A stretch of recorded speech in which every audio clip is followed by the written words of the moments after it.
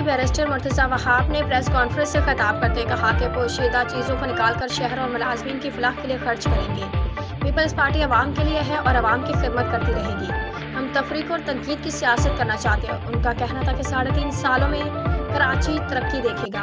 हुकूमत ख़त्म होने से कबल 1.4 अरब रुपए पेंशन के लिए मिलना थे, तब तक पैसे मिलने से कबल अपने पास से पैसा दे रहे हैं। 2017 तक के वाजबात अदा कर रहे हैं जो कहीं ना कहीं छुप गए थे, पोशीदा हो गए थे। इंशाल्लाह अगले 3.5 सालों में उन तमाम पोशीदा चीज़ों को इसी तरीके से निकाल के इस शहर कराची की आवाम की फलाह बहबूद के लिए और इस बल्दिया उज़्मा कराची की आवाम जो मुलाजमीन है उनकी फलाह बहबूद के लिए इसी तरीके से इंशाल्लाह हम खर्च करेंगे, सर्व करेंगे। हमारा वादा है। क्यों?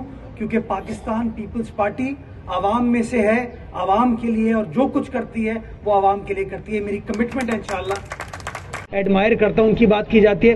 उस जमाने में जब काउंसिल फैसला करती थी ना तो कोई रुकावटें नहीं होती थी।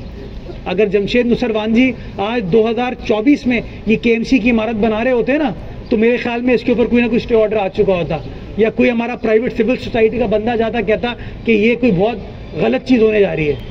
तो मैं समझता हूं कि इदारों को जो काम करने की जरूरत है, जो आप हमसे डिमांड करते हैं कि मैं सड़क बनाऊं, ब्रिज बनाऊं, अंडरपास बनाऊं, पार्क्स, प्लेग्राउंड्स बनाऊं, आप नालों को ठीक रखूं, इन तमाम चीज़ों के लिए मुझे अपनी आमदनी को बेहतर करने की ज़रूरत है। और मैं तब तक डिलीवर नहीं कर सकता हूं जब तक मैं अपनी आमदनी को बेहतर ना कर लूं। चाहे नेमतुल्लाह साहब का दौर हो, चाहे मुस्तफ़ा कमाल साहब का दौर हो, उस ज़माने में वफाकी हुकूमत से, सूबाई हुकूमत से पैसे मांग के या ज़मीनों को कमर्शलाइज करके पैसे आ जाते थे।